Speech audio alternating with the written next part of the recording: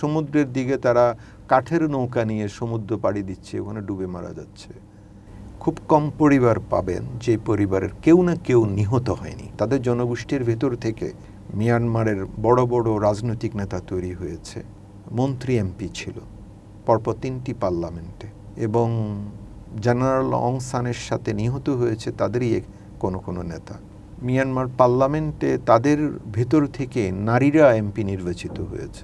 ক্যাম্পে প্রতিদিন 100টি শিশু কম বেশি জন্মগ্রহণ করে। তো সেই হিসাবে বছরে প্রায় 36,000 শিশু যোগ হচ্ছে এই বর্তমান জনসংখ্যার সাথে।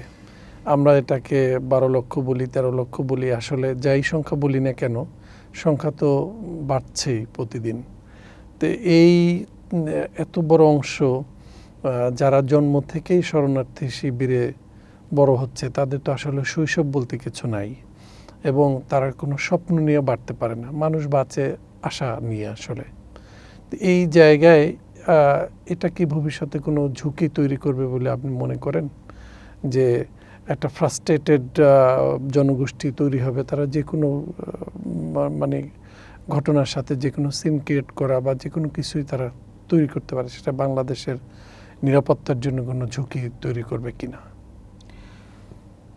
আপনি ঠিকই বলেছেন। মানুষ যখন ধরুন তার কোনো স্বপ্ন থাকে না, তার কোনো জীবন নিয়ে তার কোনো ভাবনা থাকে না, ভবিষ্যৎ যখন সে আর কিছুই দেখতে পায় না, বিশেষ করে রোহিঙ্গা জনগোষ্ঠীর অবস্থাটি বুঝতে গেলে আসলে ওদের সাথে কথাবার্তা না বললে, ওখানে মানে চলাফেরা না হলে এটি বোঝা মুশকিল। মানে স্টেটলেস মানুষের মানসিক অবস্থাটি কী। রোহিঙ্গা ক্যাম্পে বাংলাদেশ সরকারের সমাজসেবা অধিদপ্তর একটি আপনার সার্ভে করেছিল 2018 সালে। তারা ওই সার্ভেতে 39,000 এতিম শিশুর সন্ধান পেয়েছে, এবং এই 39,000-এর মধ্যে 8,000 শিশু lost both of their parents. আপনি এমন খুব কম পরিবারই পাবেন রোহিঙ্গা ক্যাম্পে, প্রায় 2.5 লক্ষ পরিবার এখানে রয়েছে। পরিবার মানে হচ্ছে 5-6 জন সাইজ আর কি, একটা পরিবারে 4 থেকে 5 বা 6 জন রয়েছে। এই 2.5 লক্ষ পরিবারের মধ্যে খুব কম পরিবার পাবেন যে পরিবারের কেউ না কেউ নিহত হয়নি কিংবা নিখোঁজ থাকেনি, কিংবা এমন খুব কম সংখ্যক আপনি যুবক যুবতী পাবেন যে তার নিজ চোখের মানে আপনার অ্যাট্রোসিটিস, যে জেনোসাইড হয়েছে, সেটার মানে দেখে নেই। তো সুতরাং তাদের মানসিক গঠনের মধ্যে ট্রমা রয়েছে, এবং দেশহীনতার যে শূন্যতা, তার আমরা বলি না যে পায়ের নিচে মাটি নেই, এটি কিন্তু মানে প্রকৃত অর্থেই এই জনগোষ্ঠীর পায়ের নিচে মাটি নেই। মানে যেই দেশে তারা জন্মেছে, তাদের পূর্বপুরুষ শত শত বছর ধরে থেকেছে, তারা তাদেরকে স্টেটলেস করে দিয়েছে, দেশহীন করে দিয়েছে। আর তারা আশ্রয় নিয়েছে আমার দেশে এসে, কিন্তু প্রকৃত কারণেই আমরা তাদেরকে কিন্তু আমাদের সাথে ইন্টিগ্রেট করতে পারছি না, এবং তারাও এটা চায় না। তাহলে অবস্থা কি দাঁড়াচ্ছে?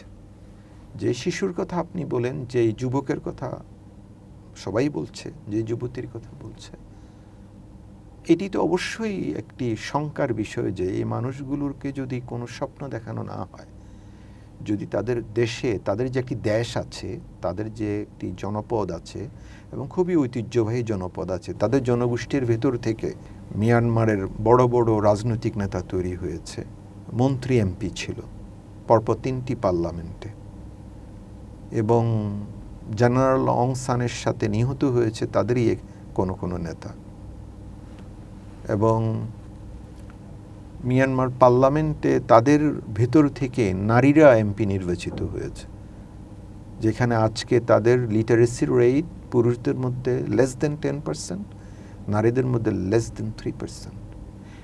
সেরকম একটি আপনার গ্লোরিফাইড হিস্ট্রির অধিকারী সেই জনগোষ্ঠী আজকে এই অবস্থায় এসে দাঁড়িয়েছে। সুতরাং তারা যখন দেখতে পায় যে তাদের কোনো ভবিষ্যৎ নাই, তখন অবশ্যই এটি খুবই মানে শঙ্কার বিষয় যে এই জনগোষ্ঠী তো আপনার যে কোনো ধরনের ধরেন অসামাজিক কার্যক্রমে জড়িয়ে যাচ্ছে, এবং আর কিছু না পেলে তারা ধরুন যেদিকে চোখ যায় সেদিকে চলে যাচ্ছে। বিশেষ তা তো করে পাওয়ারও কিছু নাই, হারাবারও কিছু নাই। সমুদ্রের দিকে তারা কাঠের নৌকা নিয়ে সমুদ্র পাড়ি দিচ্ছে, ওখানে ডুবে মারা যাচ্ছে।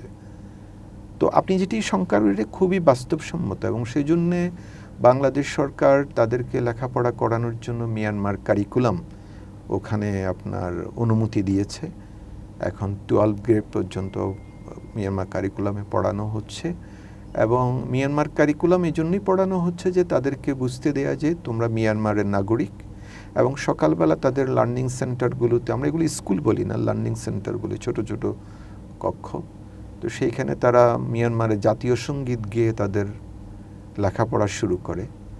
এবং প্রতিটি লার্নিং সেন্টারে আমরা এক এনজিওদেরকে রিকোয়েস্ট করি যে সেইখানে মিয়ানমারের পতাকা থাকবে, ম্যাপ থাকবে, এবং রোহিঙ্গা জাতিগোষ্ঠীর যে নেতারা সেই সময় নেতৃত্বে ছিলেন তাদের ছবি, বায়োগ্রাফি থাকবে।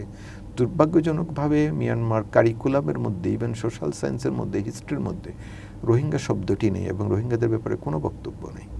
তো আমরা এইটুকু আশা করছি যে আমরা হয়তো মিয়ানমারের স্টাডিজ নামে কোনো কিছু যদি একটা পাঠ্যপুস্তক করতে পারি, এবং রোহিঙ্গাদেরকে এখানে অন্তর্ভুক্ত করে তাদেরকে মেইন স্ট্রিমিং করার ব্যাপারে যদি আমরা ইকুইপ করতে পারি, পলিটিক্যালি ইকুইপ করতে পারি, মেন্টালি ইকুইপ করতে পারি, সোশ্যালি ইকুইপ করতে পারি, so that they can dream that one day they will go back. And this is a very legitimate demand from their community, that যে তারা তাদের দেশে ফেরত যাবে। এটা not at the mercy of anyone, এটা তাদের জন্মভূমি, তাদের পূর্বপুরুষের পিতৃভূমি, সেখানে তারা ফেরত যাবে। এই ধরনের একটি মানসিকতা তাদের মধ্যে তৈরি হওয়াটা খুবই গুরুত্বপূর্ণ। আদারওয়াইজ